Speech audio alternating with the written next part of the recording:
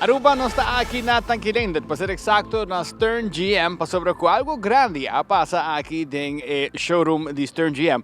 Não está aqui não, para sobre Aruba, está ser conhecido como modelo novo de Chevrolet, desenho novo, nome que quizás está conhecido, mas agora aqui com desenho completamente novo para o ano 2022 e nós está aí junto com o Sales Manager Mark Today para contar-nos tique mais de Captiva 2022. Mark, nós estamos mais contentes de portar aqui, conta-nos como você se sentiu com a chegada do modelo de auto aqui. Well, nós sumamente excited para o meu nome é Mark Benson. É full remodeling de auto aqui. Nós estamos conhecendo o modelo anterior, para agora que é muito mais moderno e a tecnologia é muito mais sofisticada também. Nós compreendemos que tem mais atenção, mas tem mais pedido para que você quer estar assim com o auto aqui assim na popular. Mais bem é line de auto, a maneira como está situado, a parte dessa tecnologia que está bem conectada, que está muito bonita também.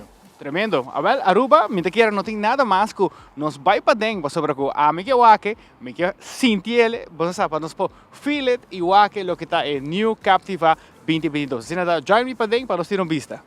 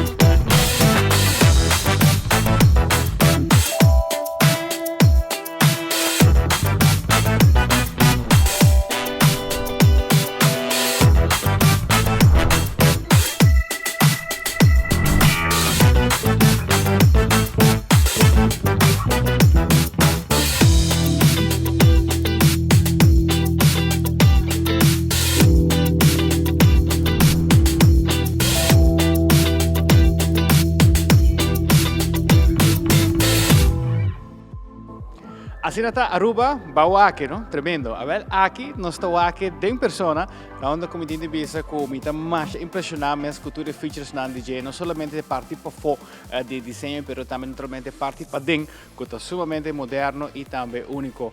Mark, tremendo auto. Seguramente, passa você livremente.